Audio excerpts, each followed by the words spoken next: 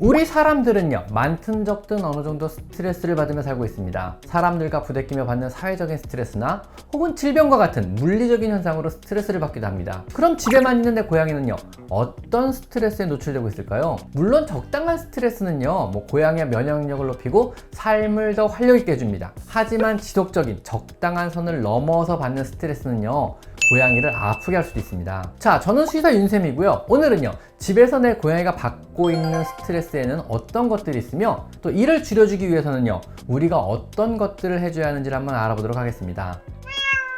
자, 고양이가 받는 스트레스, 먼저 첫째는요, 혼자 있는 스트레스입니다. 흔히 고양이는요, 독립적인 동물로 잘못 알려져 있습니다. 그래서 많은 분들이 혼자 두어도 괜찮은 이런 동물로 잘못 알고 있는데요. 정확히는요, 고양이는 독립적으로 사냥을 하는 사회적인 동물입니다. 즉, 어울리기를 좋아하고 동료 혹은 친구란 개념이 있는, 혼자 있으면 외로움을 당연히 느끼는 이런 동물입니다. 물론 강아지들보다는요, 수면 시간이 극단적으로 길기 때문에 상대적으로 덜 힘들어하는 것은 사실입니다. 하지만은요, 강아지들처럼 적극적으로 표현을 안 한다는 이유로 혼자 오랫동안 방치되어 조용한 학대를 받고 있는 대표적인 동물이라는 것은 꼭 기억하셔야 합니다. 자, 두 번째는요, 방향제, 디퓨저, 꽃나무, 화초 같은 것 때문에 스트레스를 받는 경우도 있습니다. 대부분 향기는요, 고양이는 사실 싫어합니다. 향이란 것이요, 우리 사람을 위한 것이지 고양이를 위한 것은 아닙니다. 고양이가 좋아하는, 고양이를 안정시키는 아로마 향 같은 것은 사실 없습니다. 더구나요, 고급 방향제나 디퓨저 같은 것들은요, 천연식물 추출물을 사용하고요, 이것은 고양이의 건강에 사실은 치명적일 수도 있습니다. 받아온 꽃다발이나 실내의 꽃나무에서 나오는 향이나 꽃가루 역시 고양이에게는요, 폐쇄된 좁은 실내 환경에서는 좋지 못합니다. 고양이는 근본적으로요, 식물들과 그리 친하지도 않고요, 상성 자체가 안 맞습니다. 만약 여러분이 고양이를 키운다면요, 디퓨저도, 향수도, 향초도, 꽃도 다 포기하시는 것이 좋습니다. 강한 향은요, 고양이를 머리 아프게 합니다. 아셨죠?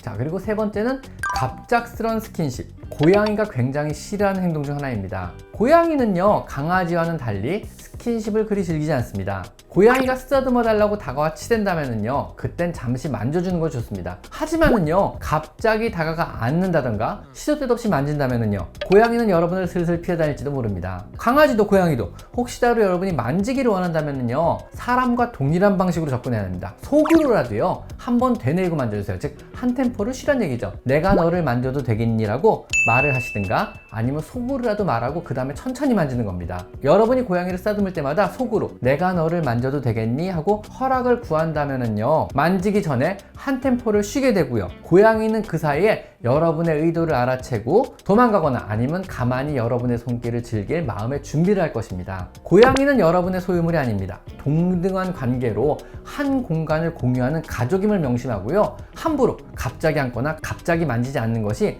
고양이를 위해 좋습니다. 만지기 전에, 앉기 전에는요, 속으로라도 항시 허락을 구하는 과정을 한 번만 해주세요. 자, 네 번째는 고양이가 싫어하는 화장실. 화장실의 위치가 마음에 안 들거나 화장실의 크기나 형태가 마음에 안 들거나 화장실 안에 모래가 마음에 안 든다면요, 고양이는 굉장히 힘들어합니다. 고양이는 하루에 10번 사용할 화장실을요, 화장실이 마음에 안 들면 5번만 사용하게 되고요, 그 결과로 방광염이나 소변 실수 혹은 다른 질환에 걸릴 수도 있습니다. 고양이가 화장실을 싫어한다면요, 화장실을 가기 전에 화장실 주변을 한참 돌아다니는 페이싱을 하며 화장실에 들어가지 않고 화장실 모서리에 앉아 엉덩이만 화장실 안에 두고 펄징 자세로 용변을 보기도 합니다. 볼일을 본 후에 모래를 덮지 않기도 하고요, 용변 보는 횟수가 줄게 되기 때문에 용변 보는 시간은 오히려 늘어나게 됩니다. 화장실을요, 고양이가 좋아할 만한 위치에 좋아할 만한 크기로 또 좋아할 만한 모래로 깔아주세요. 자, 다섯 번째는 창문이나 어항같이 무언가 관찰할 것이 없는 단조로운 실내 때문에 스트레스를 많이 받습니다. 단조롭고 또 자극이 없는 실내는요, 고양이도 힘들어합니다. 우리도 답답한 실내에 갇혀 20년 동안 만두만 먹는다면요, 정말 미치지 않을까요? 무언가 볼 것, 즐길 것을 반드시 만들어주세요. 커다란 창가에서 밖을 관찰할 수 있게 해주시고요, 만약 창이 없다면요, 어항을 하나 놓아주고요, 물고기의 움직임이라도 보게 해주세요. TV는요, 동물이 시청하는 이런 채널을 가입하여 틀어주시는 것도 도움이 됩니다. 무엇이든 간에요, 흥미를 유발할 만한 것을 보여주어 시각적 자극이라도 충족시켜 주시는 것이 좋습니다. 자, 그리고 여섯 번째는 과묵하고 조용한 여러분 때문에 스트레스를 받습니다. 고양이는 독립적인 동물이나 친구나 동료의 개념이 있는 나름 사회적인 동물이기도 합니다. 하루 종일 단조로운 실내에 있다가 들어온 유일한 동료인 여러분마저 과묵하다면요, 고양이 입장에서 너무 힘들지 않을까요? 고양이는요, 여러분이 무언가 말을 걸어주는 것을 좋아하고 즐깁니다. 고양이는요, 집에서 유일한 친구이자 엄마이자 동료인 여러분의 반응을 항상 주시하고 있습니다. 또 여러분과 나름의 방법으로 끊임없이 소통하려고 노력을 하고 있습니다. 여러분이 너무 과묵하다면요, 무심하다고 생각할 것이고, 이러한 무심한 태도는요, 고양이를 불행하게 만듭니다. 고양이에게 끊임없이 대화를 한번 시도해보세요. 대부분의 고양이는요, 무슨 말인지 이해는 못해도요, 몇 가지 단어와 억양으로 많은 것을 유추할 수는 있습니다. 밥은 먹었어? 오늘 심심하진 않았어? 이건 어때? 맛있었어? 난 오늘 좀 힘들었는데. 이런 간단한 것부터 밖에서 있던 애완을 함께 나눠보세요. 아마 조금 더 여러분의 고양이와 행복한 생활을 하실 수 있을 것입니다. 자, 7번째는 관절염과 같은 만성 통증성 질환. 고양이에게, 아니 우리 사람에게도 가장 큰 스트레스를 주는 것은 통증입니다. 정신적인 스트레스보다 수십, 수백 배 당연히 더 스트레스를 줍니다. 스트레스 자체가요, 건강 이상을 유발하기도 하지만은요, 건강 이상 자체가 스트레스이기도 한 것입니다. 특히 10살 이상의 고양이는요, 관절염을 앓고 있으며 이 중 상당수가 통증을 동반하게 됩니다. 우리 눈에 안 보인다고, 우리가 인지하지 못했다고 내 고양이가 통증성 질병을 겪고 있지 않는 것은 아닙니다. 항시 자주 건강검진을 하여 내 고양이가 아픈 곳은 없는지 보호자인 내가 반드시 체크를 해주셔야만 하는 겁니다.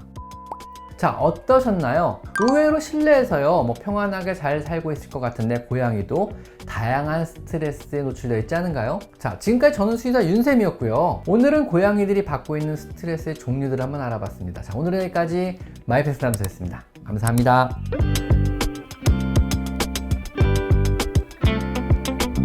None.